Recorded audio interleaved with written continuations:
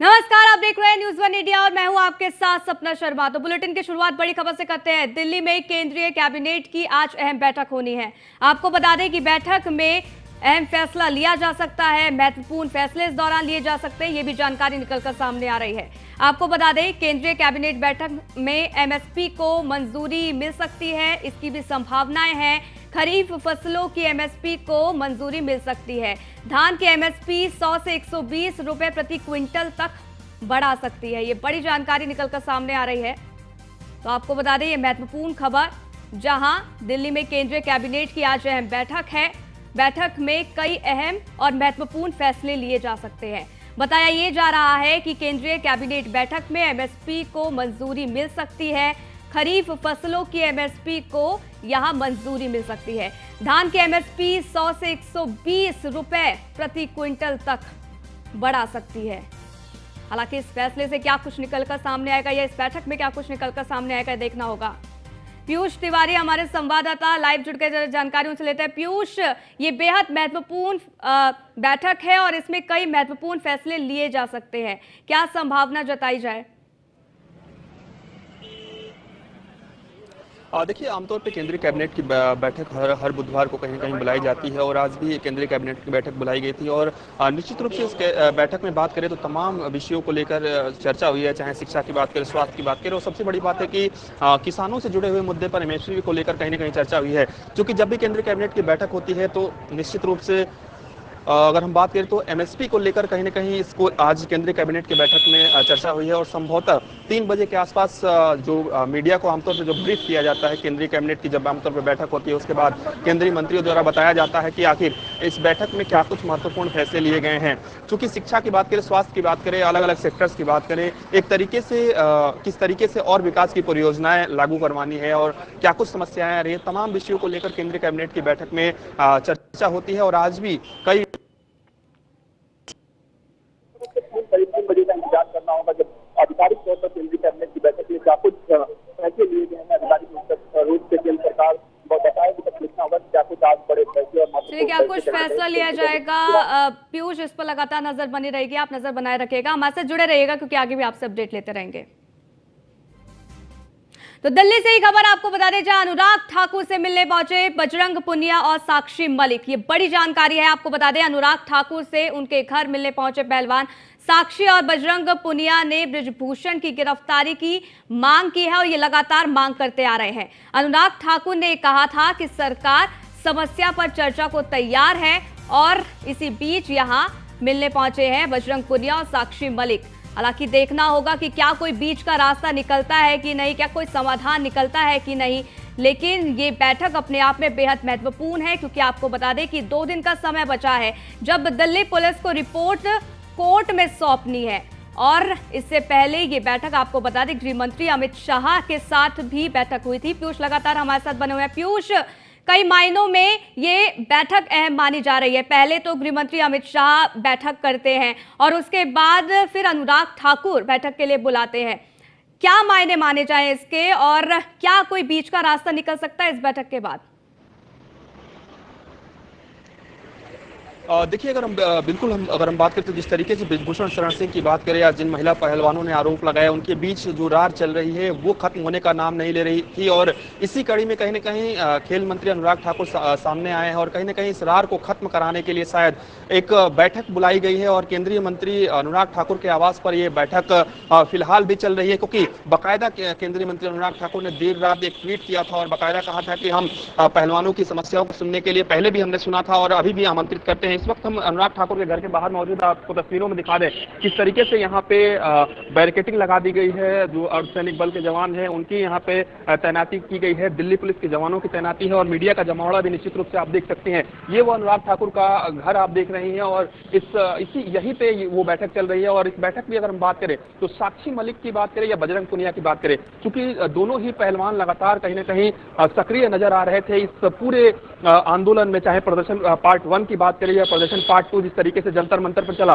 दोनों ही पहलवान वहां पे मौजूद है। चूंकि एक खाप पंचायत भी चल रही है विनेश फोगाट के गांव में, वहां पे विनेश फोगाट संभवतः मौजूद है। हालांकि अभी तक बताया जा रहा था कि राकेश टिकैत भी अनुराग ठाकुर के आवास पर मौजूद है, लेकिन राकेश टिकैत चूंकि यहाँ पे मौजूद नहीं है, अगर उन्हें बुलाया जाता है तो निश्चित रूप से वो भी पहुंच सकते हैं। लेकिन फिलहाल अनुराग ठाकुर के आवास पर दो पहलवान, चाहे साक्षी मलिक की बात करें या बजरंग पुनिया की बात करें, दोनों ही यहाँ पे मौजूद है और निश्चित रूप से चर्चा चल रही है। इसके साथ ही साक्षी मलिक के जो पति हैं वो थोड़ी देर पहले यहाँ पे पहुंचे हुए थे, उन्होंने भी कहीं ना कहीं केंद्रीय मंत्री अनुराग ठाकुर से मुलाकात की है, थोड़ी देर पहले वो यहाँ से निकले हैं। तो निश्चित रूप से कई संभावनाएं हैं, कई चीजें लेकर कई चीजों पर चर्चा हो सकती है। क्या पहलवान आगे की रणनीति बनाएंगे? क्योंकि आपने देखा कि जब गृह मंत्री अमित शाह से मुलाकात पहलवान करते हैं तो कयास लगाया जाता है कि शायद गृह मंत्री ने पूरे मामले को सॉर्ट आउट कर दिया है और कहीं ना कहीं ये प्रदर्शन पूरी तरीके से खत्म हो जाएगा। लेकिन पहलवान सामने आते हैं और बाकायदा बताते हैं कि हमारी मुलाकात गृह मंत्री अमित शाह से जरूर हुई है, लेकिन किसी भी तरीके से हम इस प्रदर्शन को खत्म करने वाले नहीं है, हमने अपनी समस्याओं से गृह मंत्री को अवगत कराया है। अब ऐसे में खेल मंत्री अनुराग ठाकुर सामने आते हैं और कहीं ना कहीं वो कहते हैं कि आए पहलवान और हमसे चर्चा करें। चूंकि आपने पहले बार आप देखेंगे कि जब एक सवाल मैं आपसे पूछना चाहूंगी, क्योंकि WFI का चुनाव भी होना है। बृजभूषण शरण सिंह 12 साल इसके अध्यक्ष रह चुके हैं और ये रूल है कि 12 साल के बाद वो दोबारा अध्यक्ष नहीं बनेंगे। हालांकि उन्होंने अपने बेटे को आगे किया। क्या इस बैठक के दौरान अनुराग ठाकुर इन दोनों को ऑफर कर सकते हैं कि आप अध्यक्ष का चुनाव लड़ो? देखिए, अगर हम बात करें तो सबसे बड़ी बात है कि केंद्र सरकार पूरी तरीके से इस मामले में, अगर हम देखें दूसरे प्रदर्शन में जब दूसरी बार पहलवान प्रदर्शन पर बैठे तो कहीं ना कहीं केंद्र सरकार उस तरीके से सक्रिय नजर नहीं आई, क्योंकि पहलवानों ने सीधे तौर पे इस पूरे प्रदर्शन को राजनीतिक अखाड़े के रूप में कहीं ना कहीं तब्दील कर दिया था और सीधे तौर पर यह कह दिया था कि तमाम राजनीतिक दल आए और हमारे प्रदर्शन को का समर्थन करें और हमारी आवाज में आवाज मिलाए। अब देखने वाली बात होगी कि बृजभूषण शरण सिंह पर जो आरोप लगाए गए हैं उसको लेकर पहलवान यहाँ पे क्या कुछ मांगे अनुराग ठाकुर से करते हैं। हालांकि चलिए, तो बैठक खत्म होगी उसके बाद ही पता लगेगा। पीयूष, आप हमारे साथ बने रहिएगा क्योंकि आगे भी आपसे हम अपडेट लेते रहेंगे। इसी बीच आगे बढ़ते हैं और दिल्ली से खबर आपको बताते हैं, जब बाइक टैक्सी के बैन को लेकर आज सुनवाई है। सुप्रीम कोर्ट में आज सुनवाई होगी। आम आदमी पार्टी ने दिल्ली हाई कोर्ट के फैसले को सुप्रीम कोर्ट में चुनौती दी थी और आपको बता दें कि दिल्ली में बाइक सर्विस पर रोक लगाने की मांग इस दौरान की गई। हालांकि आज क्या कुछ फैसला आएगा इस पर लगातार नजर बनी रहेगी, लेकिन आपको बता दें कि बाइक टैक्सी के बैन को लेकर आज ये सुनवाई होनी है। पीयूष लगातार हमारे साथ बने हुए हैं। पीयूष, कब ये सुनवाई होगी, क्या कुछ जानकारी? देखिए, अगर हम बात करें तो निश्चित रूप से जिस तरीके से दिल्ली में बाइक टैक्सी तमाम कंपनियों के बाइक टैक्सी को जिस तरीके से उस पर बैन लगाया गया था, पाबंदी लगाई गई थी और बाकायदा एक आदेश दिल्ली सरकार की ओर से जारी किया गया था, जिसके बाद ये पूरा मामला हाईकोर्ट में पहुंचा और हाईकोर्ट ने इस फैसले पर कहीं ना कहीं रोक लगा दी। इसके बाद दिल्ली सरकार सुप्रीम कोर्ट पहुंचे हैं, कहीं ना कहीं दिल्ली हाईकोर्ट की बात करें, दिल्ली हाईकोर्ट की बात करें, उसके फैसले को कहीं ना कहीं सुप्रीम कोर्ट में चुनौती दी गई है। ऐसे में आज पूरी तरीके से दिल्ली सरकार की भी दलीलें सुप्रीम कोर्ट में सुनी जाएगी, वहीं जो कंपनियां हैं उनकी भी दलीलें कहीं ना कहीं सुनी जाएगी। अब देखना होगा कि दिल्ली हाईकोर्ट के इस फैसले को क्या सुप्रीम कोर्ट पलटता है या नहीं पलटता है, क्या दिल्ली सरकार के पक्ष में कोई सुप्रीम कोर्ट फैसला देता है या कोई अगली तारीख दी जाती है। क्योंकि कहीं ना पूरी तरीके से जब ये फैसला लिया गया तो ये बताया गया कि कहीं ना कहीं ये कानून में निहित नहीं है और जिस तरीके से ये गाड़ियां चल रही हैं, बाइक टैक्सी चाहिए, निश्चित रूप से कई महत्वपूर्ण पॉइंटर्स उस समय बताए गए थे दिल्ली सरकार की ओर से और कहीं ना कहीं इस पर बैन लगाया गया था। ऐसे में पूरा मामला दिल्ली हाईकोर्ट पहुंचा और दिल्ली हाईकोर्ट में इन तमाम कंपनियों ने अपनी बात रखी और कहीं ना कहीं फिर से उस बाइक टैक्सी को चालू करने के लिए, सुचारू रूप से चालू करने के लिए बात कही गई। लेकिन दिल्ली हाईकोर्ट की बात करें उस समय तो राहत मिल गई थी, लेकिन अब इस पूरे मामले में चूंकि पूरे तरीके से दिल्ली सरकार चाहती है कि इस पूरे मामले में जो दिल्ली सरकार ने फैसला लिया है वो इसी तरीके से रहे। अब मामला सुप्रीम कोर्ट पहुंचा है, थोड़ी देर में संभवतः ये सुनवाई हो जाएगी। अब फैसला इस पर लगातार नजर बनी रहेगी। पीयूष, बहुत बहुत शुक्रिया हमारे साथ जुड़ने के लिए, जानकारी हम तक साझा करने के लिए। आगे बढ़ते हैं और दिल्ली से खबर आपको बताते हैं, विनेश फोगाट के गांव बलाली में खाप सर्वजातीय महापंचायत। आपको बता दें, बलाली में खाप सर्वजातीय महापंचायत बुलाई गई है। महापंचायत की अगुवाई सागवान खाप करेगी। आपको बता दें, महापंचायत में विनेश फोगाट और संगीता फोगाट भी आएंगी, शामिल होंगी। तो ये एक तरीके से शक्ति प्रदर्शन भी यहां पर होगा। आपको बता दें कि एक और बैठकों का दौर जारी है तो दूसरी ओर महापंचायत की अगुवाई में खाप सागवान यहां पर महापंचायत।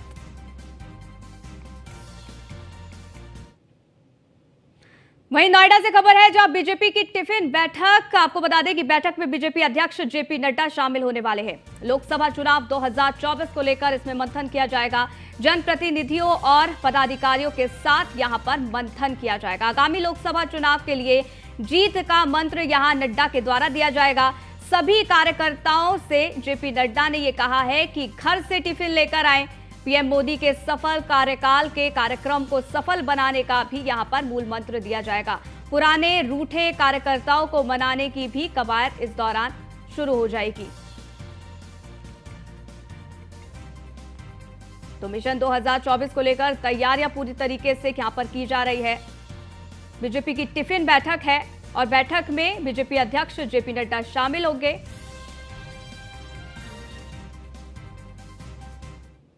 वहीं बीजेपी सांसद ने भी टिफिन पर चर्चा को लेकर क्या कुछ कहा है, आपको सुनवाते हैं। 2024 के चुनावों को लेकर बीजेपी की तैयारियां जोरों पर हैं, तो वहीं आज नोएडा में टिफिन बैठक है जो राष्ट्रीय अध्यक्ष जेपी नड्डा के द्वारा की जाएगी। इसी पर खास बातचीत के लिए हमारे साथ मौजूद हैं सांसद महेश शर्मा जी। सर एक समय, सर क्या कहेंगे? बेटा, भारतीय जनता पार्टी एक सामूहिकता के भाव की संगठन आधारित पार्टी है और ऐसे आयोजन समय समय पर होते रहते हैं। इस वक्त भारत की संस्कृति भी है कि सामूहिक भोज पर हमारे प्रधानमंत्री जी ने चाय पर चर्चा की शुरुआत की थी। आज उसका वृहद रूप आप देख रहे हैं। आज यहाँ के वरिष्ठ कार्यकर्ता और हमारे राष्ट्रीय नेतृत्व के साथ, वरिष्ठतम नेतृत्व के साथ राष्ट्रीय अध्यक्ष जी होंगे, प्रदेश अध्यक्ष जी होंगे, प्रदेश के संगठन महामंत्री होंगे। उन सब के साथ बैठकर चिंतन करेंगे किस तरह से उस चिंतन को, किस तरह से उस संवाद को राष्ट्र के विकास में इस्तेमाल किया जा सके, किस तरह से उस चिंतन को पार्टी के संगठन को और मजबूत करने में इस्तेमाल किया जा सके। आज इस विषय पर ही चिंता है। क्या लगता है आपको ये टिफिन की जो बैठक है, क्या कुछ उसमें 2024 का? देखिए, कोई दो राय नहीं है। 2024 में हम अपनी पार्टी को कैसे मजबूती से दोबारा देश के प्रधानमंत्री नरेंद्र मोदी जी को दोबारा प्रधानमंत्री बनाएंगे और पार्टी बहुमत से जीतेगी, इस पर चिंता होगी, चिंतन भी होगा।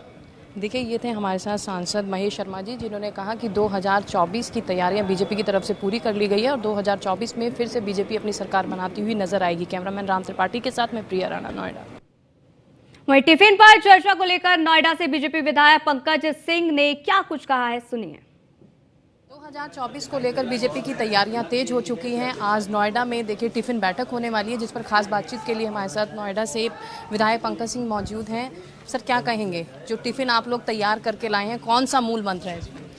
नहीं, कोई मूल मंत्र नहीं है, ये बहुत ही सामान्य प्रक्रिया है। तो आज का लंच राष्ट्रीय अध्यक्ष जी के साथ है, तो कोई बहुत अलग विषय ऐसा है वो नहीं है। हाँ, लेकिन विपक्ष को ये समझ में नहीं आ सकता, क्योंकि वहाँ पर उनके नेताओं और उनके कार्यकर्ताओं में ज़मीन आसमान की दूरी है।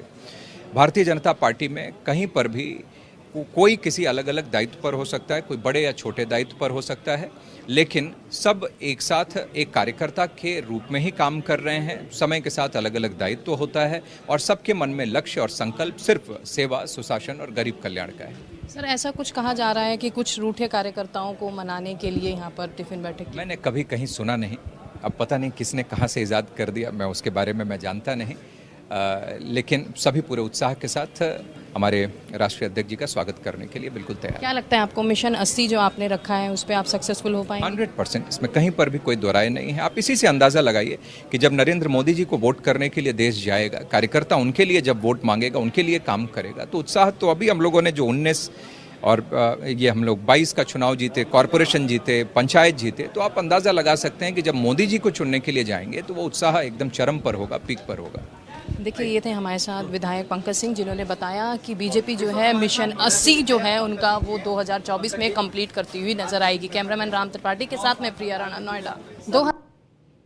तो नोएडा से प्रिया राणा हमारे संवाददाता हमारे साथ जुड़ गए, जानकारी उनसे ले लेते हैं। प्रिया, कब ये बैठक शुरू होगी, इस बारे में क्या कुछ जानकारी? और देखिए, जब आपने सवाल किया नोएडा से जो बीजेपी विधायक थे पंकज सिंह से कि क्या रूठे हुए जो भी कार्यकर्ता हैं उनको मनाने का प्रयास किया जा रहा है, तो उन्होंने हंसकर बोला कि नहीं, ऐसा कुछ नहीं है।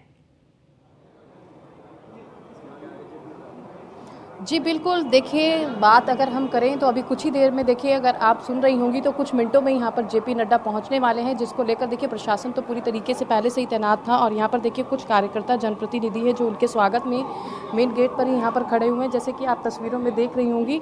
और देखिए जो बीजेपी है लगातार जो उसका मिशन है, मिशन 80 वो जो है कंप्लीट करने की पूरी कवायद कर रही है। आप तस्वीरों में यहाँ पर देख रही होंगी तो खुद यहाँ पर चाहे हम सांसद जी की बात करें, महेश शर्मा की, विधायक पंकज सिंह की बात करें और अन्य नेताओं की बात करें तो वो राष्ट्रीय अध्यक्ष जी के स्वागत में खड़े हैं और कुछ ही मिनटों में यहाँ पर जो है जेपी नड्डा जी पहुँचने वाले हैं। जैसा कि आप तस्वीरों में देख रही होंगी तो यहाँ पर जेपी नड्डा जी पहुँच चुके हैं और देखिए जैसे तस्वीरें आपको न्यूज़1 इंडिया एक्सक्लूसिव दिखाता हुआ नजर आ रहा है कि जेपी नड्डा जी यहाँ पर टिफ़िन की चर्चा पर पहुँच चुके हैं। जैसा कि आप तस्वीरों में देख रही होंगी कि यहाँ पर जो है अब जो है यहाँ पर टिफ़िन चर्चा शुरू होगी और देखिए लगातार जिस तरीके से बीजेपी 2024 की तैयारियाँ कर रही थी तो यहाँ पर अब उनका मिशन जो है पूरा होता हुआ नजर आएगा। और आप तस्वीर ये सीधी तस्वीर हम दिखा रहे हैं और यहाँ पर जो जेपी नड्डा है वो पहुंच गए हैं। थोड़ी देर में बैठक शुरू होगी और तमाम ऐसे विषय जिसको लेकर चर्चा की जाएगी और इसमें सबसे ज्यादा फोकस जो रहने वाला है वो मिशन 2024 को लेकर, क्योंकि आपको बता दें कि महाजनसंपर्क अभियान की शुरुआत हो गई है, 1 महीने तक चलने वाला है और कार्यकर्ता किस तरीके से जनता तक पहुंचे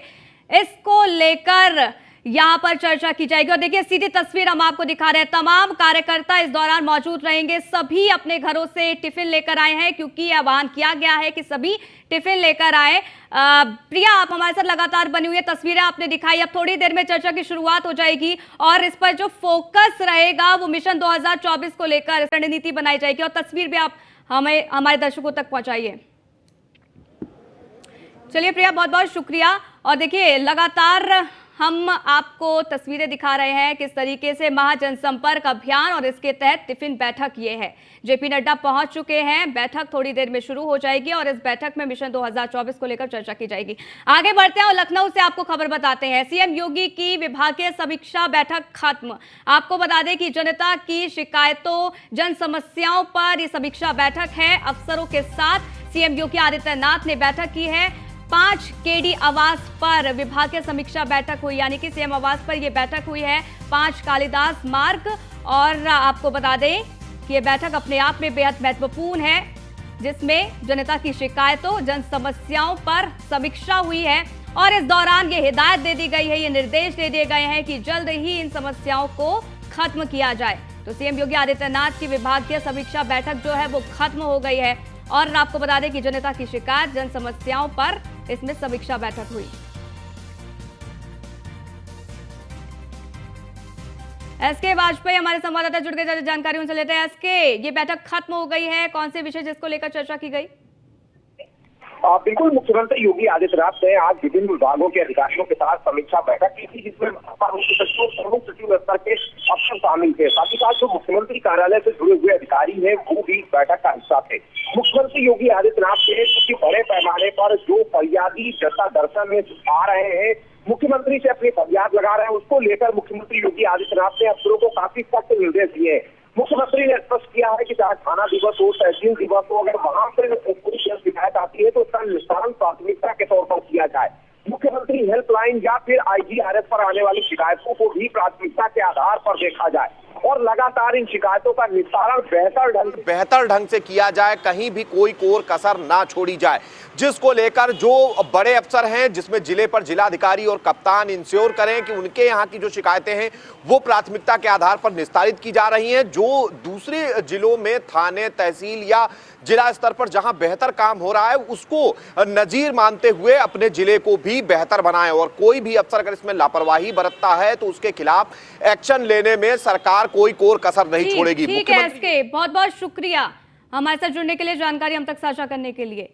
तो एक और बड़ी जानकारी आपको दिल्ली से दे दें, जहां बटला हाउस में बॉक्स के अंदर 2 बच्चों के शव मिल गए हैं। आपको बता दें इलाके में दहशत का माहौल है। दोनों बच्चे भाई बहन थे। आपको बता दें लड़के की उम्र 8 साल और लड़की की उम्र 6 साल थी। दोपहर से अपने घर गायब थे दोनों मासूम बच्चे। मामले की जांच में फिलहाल पुलिस जुट गई है। तो बॉक्स के अंदर यहां पर शव मिला है। इलाके में दहशत का माहौल है। गाजियाबाद से खबर है, जहां बोतल में नकली पानी भरने वाली फैक्ट्री का खुलासा हुआ है। आपको बता दें कि मैसर्स रेड वीनस डिस्ट्री फैक्ट्री में ये छापेमारी की गई है और भारतीय मानक ब्यूरो में फैक्ट्री में ये छापेमारी की है। ये बड़ी जानकारी निकलकर सामने आ रही है। आपको बता दें, सिग्नेचर ब्रांड का करीब 43,000 लीटर पानी यहाँ पे जब्त किया गया। अवैध तरीके से बोतल में पैक हो रहा था ये पानी। फैक्ट्री की लाइसेंस अवधि यहाँ पर समाप्त हो चुकी है। कोल्ड ड्रिंक की वाटर बोतल है, इसमें पानी बनता है सर। इस ट्रेड नेम क्या है? वरदान के नाम से है सर। अच्छा, इसके मालिक कौन है? इसके मालिक सर तरुण बंसल। अच्छा, किसके नाम पर रजिस्टर्ड है ऐसा कुछ?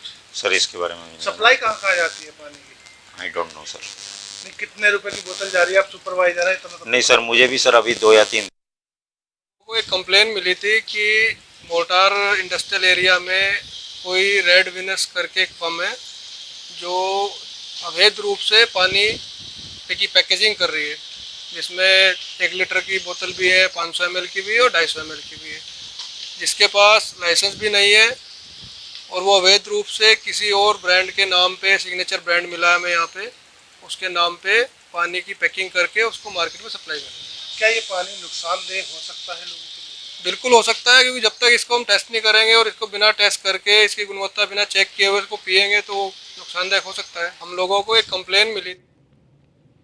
वहीं बरेली से खबर है, जहां मौलाना शहाबुद्दीन का पाकिस्तान को लेकर बड़ा बयान सामने आया है। गाजियाबाद की घटना ने सबको चिंतित कर दिया। ये शहाबुद्दीन का बयान सामने आया है। पाकिस्तानियों का लिटरेचर और साथ ही तस्वीर, आपको बता दें कि तकरीरें ना सुने, ये कहा गया है। वहीं यूथ क्लब जैसे ऐप से ना जुड़े मुस्लिम। शहाबुद्दीन ऐप यूथ क्लब से नौजवानों को धर्मांतरण का लालच दिया जाता है। किसी भी व्यक्ति का धर्मांतरण करना जायज नहीं है। पैगंबरे इस्लाम की जिंदगी में ऐसी घटना नहीं हुई है। ये शहाबुद्दीन का बयान सामने आया है। बिस्मिल्लाहिर्रहमानिर्रहीम। गाजियाबाद की घटना ने हमें बहुत कुछ सोचने पर मजबूर कर दिया है। इसलिए मैं आज अपने मुस्लिम नौजवानों से गुजारिश करूंगा कि वो पाकिस्तान द्वारा संचालित किसी भी एक ऐप को, किसी भी नेटवर्क सोशल साइट को कतई न देखें और न ही वहाँ के दानिश्वरों के जरिए लिखी गई किताबें या तकरीरें न सुनें। और मैं वालिदैन से भी कहूँगा कि अपने बच्चों पर ख़ास तौर पर ध्यान दें, उनकी एक्टिविटीज़ और उनकी सरगर्मियों पर भी नज़र रखें कि क्या चीज़ वो पढ़ रहे हैं और क्या चीज़ वो देख रहे हैं। वहीं गाजियाबाद में गेमिंग ऐप से धर्मांतरण का मामला, आपको बता दें कि केंद्र सरकार की अलग अलग एजेंसियों ने जांच अब शुरू कर दी है।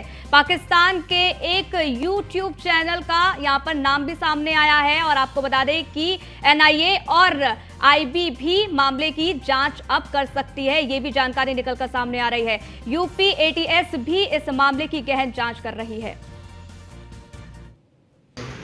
देखिए, धर्मांतरण मामले में हमने 30 मई को अभियोग पंजीकृत करा गया था। इसमें 4 पीड़ितों के बारे में हमको पता लगा, जिसमें कि एक जैन धर्म का है, 3 हिंदू धर्म के नाबालिग बच्चे हैं। इसमें अब्दुल रहमान नाम के मौलवी की गिरफ्तारी करी गई है।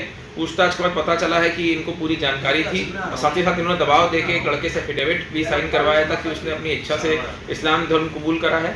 साथ ही साथ बद्दो नाम की डिजिटल आइडेंटिटी, जिसका असली नाम शहनवाज मकसूद खान है, उसकी गिरफ्तारी हेतु हमने टीम्स बना रखी हैं। जल्दी उसकी गिरफ्तारी भी सुनिश्चित कर ली जाएगी। इनका जो मॉडस ऑपरेंडाई था वो फोर्टनाइट नाम की गेमिंग ऐप और डिस्कॉर्ड नाम के चैट इंजन के थ्रू था, जिसमें कि ऑनलाइन ये लोगों को डॉक्टर जाकिर नायक की और डॉक्टर तारिक जमील की वीडियोस दिखा के धर्मांतरण करा। तो इस बुलेटिन में फिलहाल के लिए बस इतना ही। रुकेंगे एक छोटे से ब्रेक के लिए। देखते रहिए न्यूज़ 1 इंडिया।